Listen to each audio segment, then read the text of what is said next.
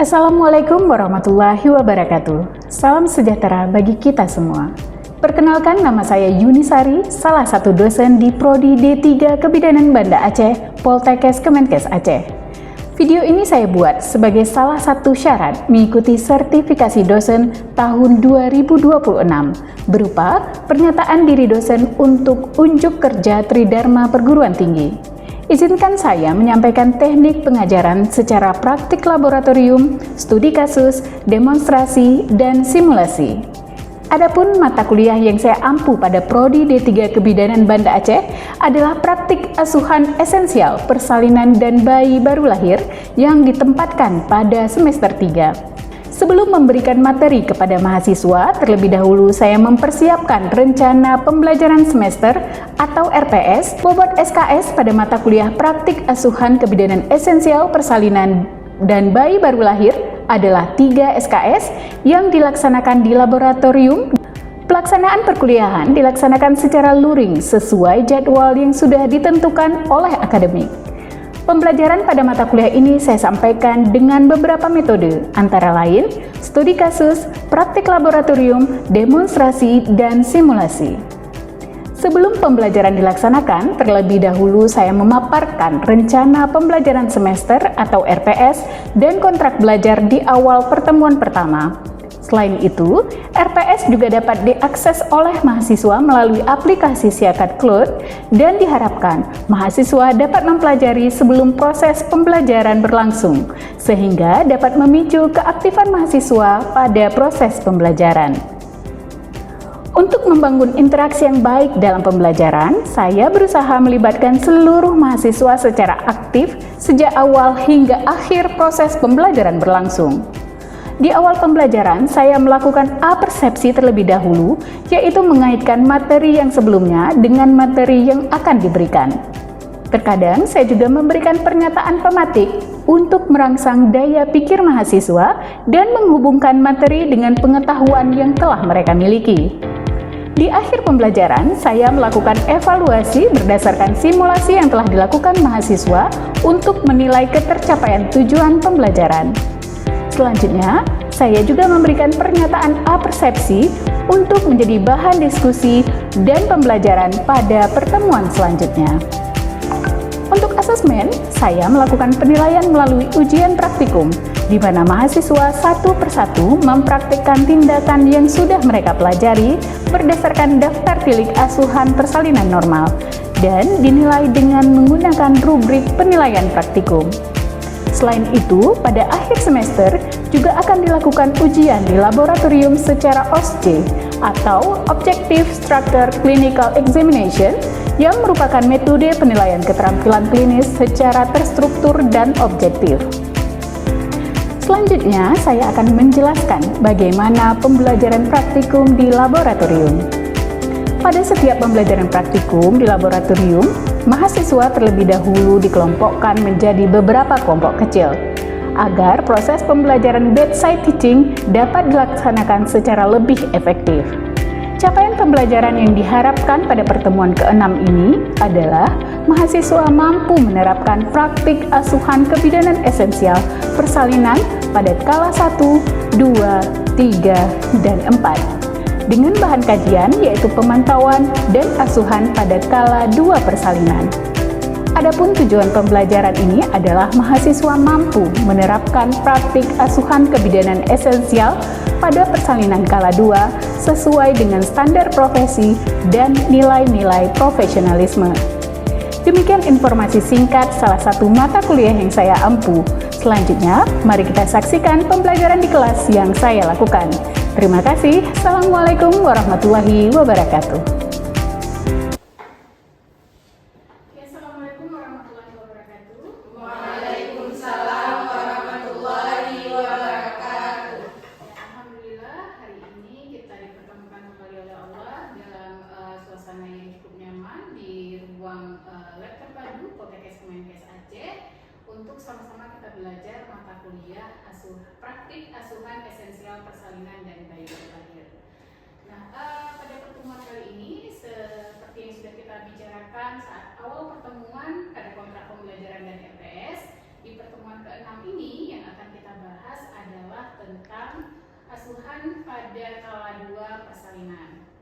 Pembelajaran kita pada kesempatan hari ini adalah seluruh mahasiswa mampu untuk melakukan asuhan persalinan pada kala 2 di seluruh fasilitas kesehatan dan komunitas dengan menggunakan metode manajemen kebidanan dengan menerapkan prinsip standar asuhan kebidanan dan nilai-nilai profesionalisme. Nah, untuk mencapai tujuan tersebut, maka ada 2 indikator yang akan kita tempuh pada kesempatan hari ini. Yang pertama adalah ketepatan mahasiswa dalam melakukan tindakan asuhan persalinan khususnya pada kala 2 berdasarkan daftar pilih asuhan persalinan normal. Nah, indikator yang kedua adalah ketepatan mahasiswa dalam menerapkan prinsip profesionalisme dan nilai-nilai pada standar kebidanan. Ya. Baik mahasiswa sekalian, pada pertemuan yang lalu kita sudah bahas ya tentang asuhan pada kala 1 persalinan. Ada yang masih ingat batasan pada kala 1 persalinan dimulai sejak kapan dan berakhir sampai dengan kapan? Periodenya, masanya? Ada yang bisa menjawab? Jadi saya izin menjawab. Jadi batasan kala 1 persalinan itu dimulai dari pembukaan serviks yang dimulai sejak kontraksi rahim hingga serviknya sampai pembukaan lengkap sampai 10 cm. Iya, baik sekali Siva. Jadi saya simpulkan lagi bahwa kala 1 persalinan itu batasannya dimulai sejak pembukaan serviks 1 cm sampai dengan pembukaan serviks 10 cm atau kita sering menyebut dengan pembukaan lengkap. Nah, pada kesempatan hari ini yang akan kita bahas adalah lanjutan dari setelah pembukaan lengkap, yaitu sejak ibunya pembukaan sudah lengkap sampai dengan seluruh tubuh bayi lahir. Itulah batasan untuk kala 2 persalinan. Kemudian nanti akan ada kala 3, yaitu dimulai dari persiapan kelahiran plasenta sampai nanti manajemen aktif kala 3. Kemudian ada kala 4 di mana nanti setelah plasenta lahir, dimulai setelah plasenta lahir sampai dengan 2 jam pasca persalinan. Nah, itulah 4 periode persalinan yang akan dilalui ibu dalam masa bersalinnya. Nah, pada kesempatan hari ini kita akan membahas khusus untuk kala 2 persalinan. Untuk itu ibu akan mendemonstrasikan ya bagaimana langkah-langkah sesuai dengan daftar pilih asuhan persalinan normal. Kita sudah siapkan alat, kita sudah bahas ya pada pertemuan yang lalu peralatan yang kita butuhkan untuk melakukan asuhan persalinan sudah kita pastikan lengkap semua. Kemudian kita pastikan kita lakukan anamnesa yang mendalam terhadap pasien sebelum kita menetapkan diagnosa yang akan yang sesuai dengan kebutuhan pasien. Ibu punya satu kasus, boleh kita lihat bersama. Baik Siti, mungkin silakan dibaca kasusnya. Seorang wanita berusia 30 tahun datang bersama suaminya ke tempat DPMB dengan keluhan dari perut yang menjalar hingga ke pinggang. Ibu juga mengeluhkan keluarnya lendir bercampur darah dari jalan lahir. Berdasarkan hasil anamnesis lebih lanjut, ibu menyatakan belum merasakan adanya pengeluaran cairan dari jalan lahir. Ya, baik. Nah, dari kasus ini kira-kira ke arah mana diagnosa yang bisa kita tegakkan? Ibu, kala 1, kala 2, kala 3? Kala 1. Iya, bisa jadi ibu kala 1 persalinan, bisa jadi ibu sudah akan memasuki kala 2 sesuai dengan hasil pemeriksaan fisik yang akan kita lakukan. Ini yang akan kita lakukan berdasarkan kasus ini untuk mengetahui diagnosa yang tepat serta penata laksanaan yang sesuai untuk ibu tersebut. Boleh satu orang menjadi pasien, ya, satu orang boleh menjadi pendamping. Ya, silakan. Bu, boleh izin saya buka pakaian dalamnya ya, Bu? Setelah pakaian dalam dibuka, kita lihat tanda-tanda persalinan pada ibu. Apa saja tandanya? Ada dorongan, iya, apalagi tanda anus dan membuka. Ada 4 tanda yang harus kita perhatikan. Kemudian kita lihat, ibu ini sudah ada tanda-tanda persalinan, tapi saya harus pastikan saya harus melakukan pemeriksaan dalam. Izin saya siapkan alat dulu ya Bu. Baik, Bu. Nah, untuk alat pelindung diri yang kita butuhkan adalah yang pertama kita gunakan apron. Yang pertama kita gunakan adalah alat pelindung dirinya berupa apron, kemudian kita gunakan masker,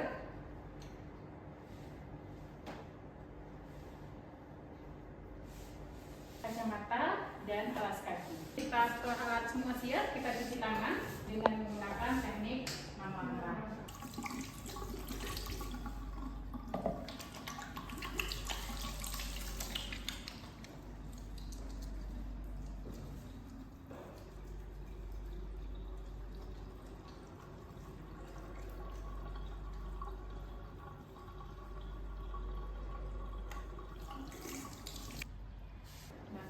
Kemudian kita akan lakukan pemeriksaan dalam. Izin Ibu, saya akan lakukan pemeriksaan dalam ya. Kita akan lihat pembukaannya apakah sudah lengkap atau belum. Kita mulai dekatkan alat. Kita katakan ampul.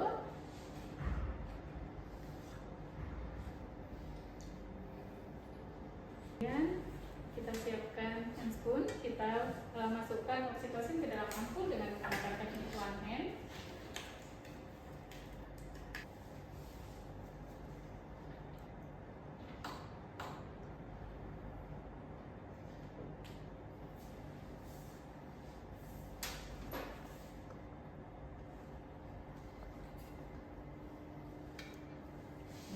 Saya siapkan dan dibutuhkan, mohon maaf Ibu, saya buka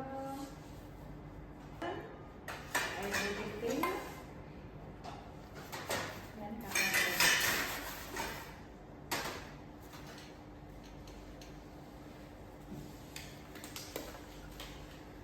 Ibu izin sebelum saya periksa dalam, saya bersihkan dulu ya Bu ya. Lakukan pulsa hygiene.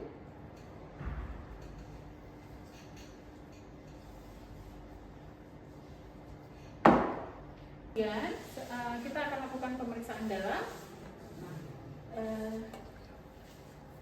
Izin Ibu, saya lakukan pemeriksaan dalam ya Bu. Masukkan tangan, Ibu tarik nafas. Bismillahirrahmanirrahim. Ya, ini yang perlu diperhatikan saat kita melakukan pemeriksaan dalam. Kita lihat apakah pembukaannya sudah lengkap atau belum. Kemudian kita pastikan apakah presentasinya kepala, kemudian bagian terbawah janin, dan apakah ketuban sudah pecah atau belum. Ibu, ini ketubannya belum pecah, saya pecahkan ya Bu. Gunakan setengah kohor untuk memecahkan ketuban.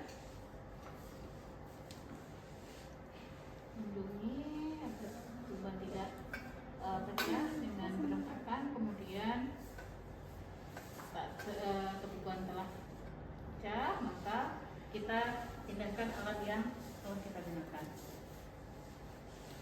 Celupkan tangan ke dalam air klorin, kemudian kita lepaskan saluran. Bu, saya periksa denyut jantung janinnya dulu ya Bu ya. Periksa denyut jantung janin. Baik Ibu, alhamdulillah denyut jantung janinnya baik, bagus. Kemudian pembukaannya sudah lengkap. Ibu bagaimana, sudah nyaman dengan posisi ini? Atau Ibu ingin bersalin dengan berjongkok atau setengah duduk? Dengan posisi ini saja. Baik, sudah nyaman ya Bu. Bapak boleh didampingi Ibu, boleh nanti dipijat ibunya, kemudian diusap di bagian yang sakit, serta diberikan makanan minum jika memang Ibu menginginkan. Saya siapkan peralatannya dulu ya Bu ya. Kemudian pastikan Bu, saya ajarkan cara mengedar yang benar ya Bu ya. Nah, nanti saat Ibu merasakan rasa ini mengedan seperti buang air besar, Ibu letakkan tangan Ibu di kedua sisi paha bagian dalam. Ya, kemudian wajah Ibu hadapkan ke perut, tarik nafas dan mengedan seperti bunyi buang air besar. Tapi perlu diperhatikan Bu, jangan mengedan apabila Ibu tidak merasakan kontraksi yang cukup kuat. Ya, jadi terlalu sering mengedan itu bisa membuat Ibu cepat capek sehingga nanti persalinannya menjadi semakin lama. Pastikan kontraksinya benar-benar kuat sebelum Ibu mengedan seperti buang air besar. Paham ya Bu? Baik. Saya siapkan alat kembali ya Bu. Pastikan semua peralatan yang dibutuhkan sudah lengkap. Kemudian letakkan kain yang sudah dilipat sepertiga di bawah bokong ibu.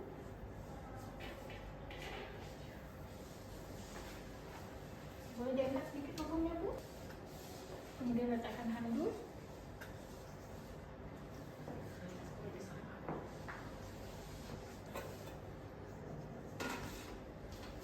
Gunakan kembali, pastikan alat pelindung diri digunakan dengan sempurna.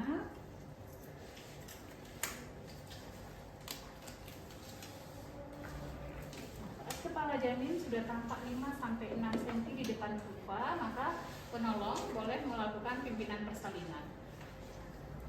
Letakkan tangan di perineum ibu untuk melindungi perineum agar tidak robek. Kemudian letakkan tangan kiri untuk melindungi agar kepala tidak fleksi sehingga mengakibatkan robekan pada bagian atas vulva.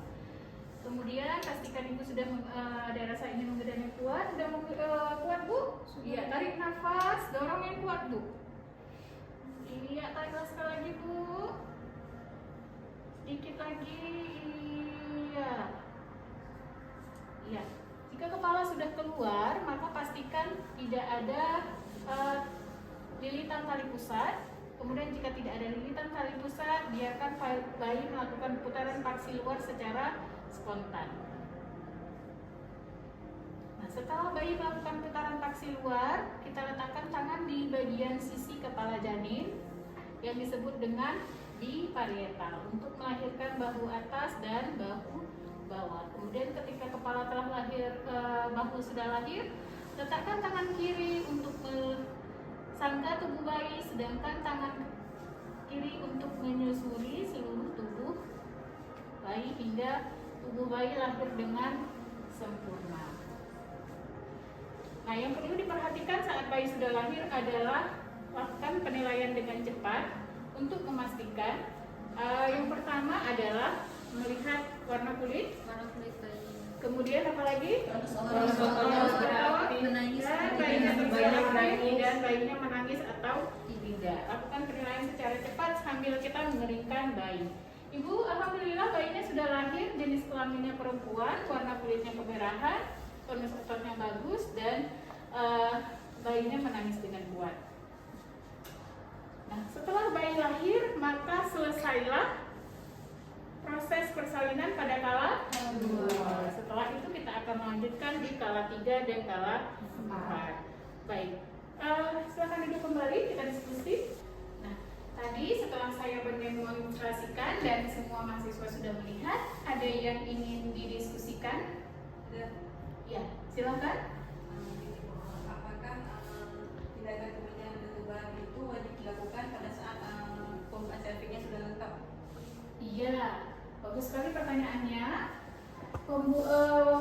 Pemecahan ketuban atau kita sebut dengan amniotomi itu tidak selalu dilakukan pada pembukaan lengkap. Pada sebagian persalinan, amniotomi itu bisa pecahnya ketuban bisa terjadi bahkan sebelum pembukaan itu terjadi, sebelum ibu merasakan adanya kontraksi.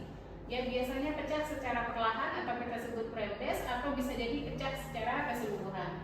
Maka yang paling penting dilakukan adalah anamnesis saat kunjungan ibu untuk melahirkan. Tanyakan apakah ibu merasakan keluar air atau tidak dari jalan lahir. Nah, pemecahan ketuban itu berfungsi untuk membuat proses persalinan menjadi semakin cepat.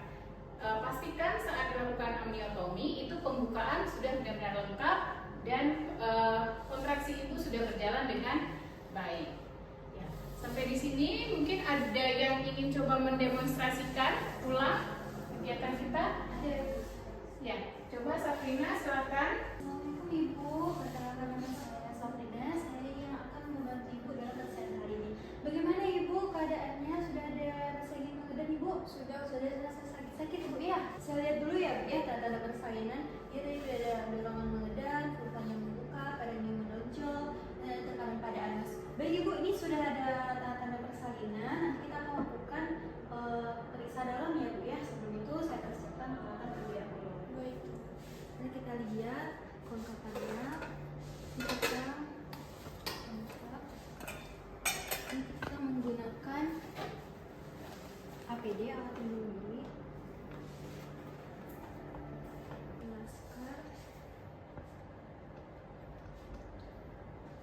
sebelum untuk melakukan cuci tangan.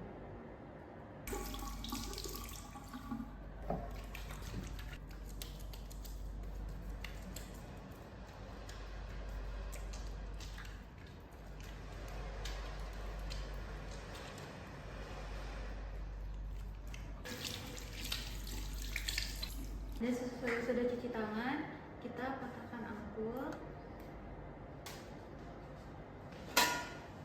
Lalu seperti jangan lupa kita masukkan. Lalu kita masukkan oksitosin dengan teknik one hand.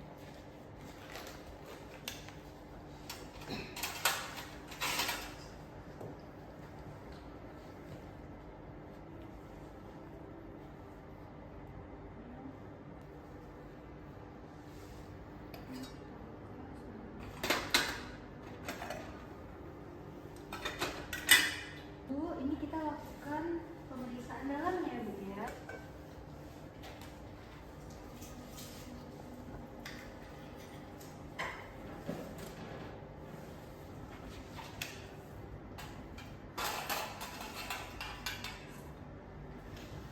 Ini Bu, ini saya masukkan tangannya, Bu ya. Tarik nafas, Bu.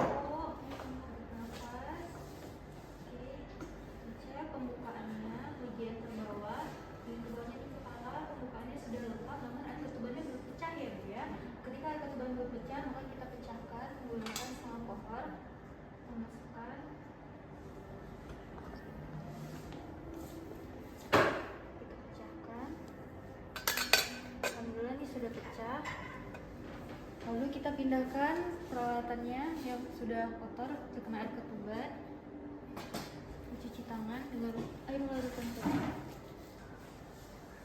Kita pindahkan peralatannya. Kita lakukan cek detak jantungnya.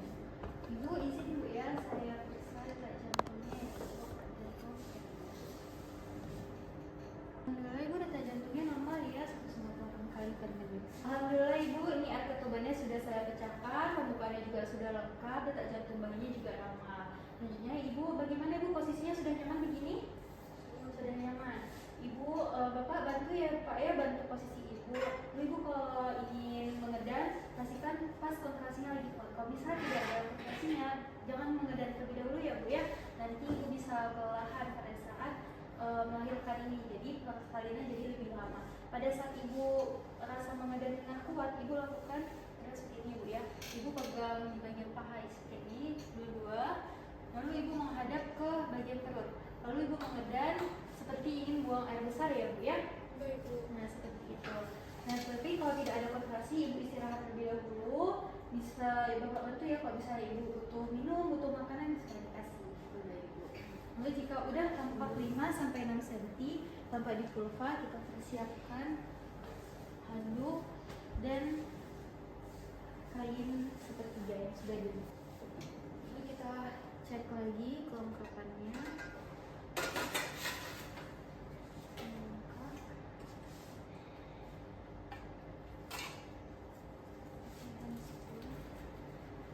Gimana Ibu, sudah ada dorongan yang kuat? Sudah Ibu, mengedan Ibu, kita lakukan tahanan. Pada saat melakukan stenan, ya, perhatikan posisi tangan berada pada perineum. Perineum itu. Iya. Kemudian satu hal lagi melindungi supaya kepala tidak refleksi sehingga melukai bagian vulva bagian atas. Ya. Ayo Ibu, terus Ibu. Ya, terus. Sedikit lagi Ibu. Ya. Terus kita cek apakah ada lilitan. Tidak ada lilitan. Ayo Ibu. Terus Ibu. Nah, putaran paksi luar itu terjadi secara spontan. Jadi tidak ada intervensi pada saat terjadinya putaran paksi luar. Letakkan tangan di parietal. Iya, ini kan bahu atas, kemudian sangga dan susuri. Terus Ibu lahir. Setelah bayinya lahir kita keringkan dan dilakukan penilaian selipas, warna kulit, pernapasan bayi, bayinya manis atau tidak, lalu jenis kelaminnya juga dan tonus otaknya.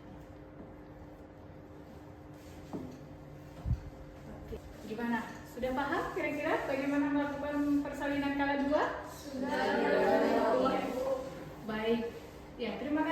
Sabrina, silakan duduk kembali. Baik, mahasiswa sekalian, tadi saya sudah mendemonstrasikan praktek asuhan persalinan pada kala 2 dan tadi salah satu teman kalian sudah mensimulasikan kembali bagaimana melakukan asuhan persalinan pada kala 2. Nah, perlu diperhatikan bahwa untuk menjamin sebuah persalinan ini berlangsung normal dan tidak ada tanda bahaya, tidak ada bahaya apapun, yang perlu diperhatikan tidak hanya pada skill yang dimiliki oleh si penolong, namun kepekaan terhadap kebutuhan fisik dan kebutuhan psikologis ibu itu juga sangat berperan penting terhadap kelancaran proses persalinan itu sendiri.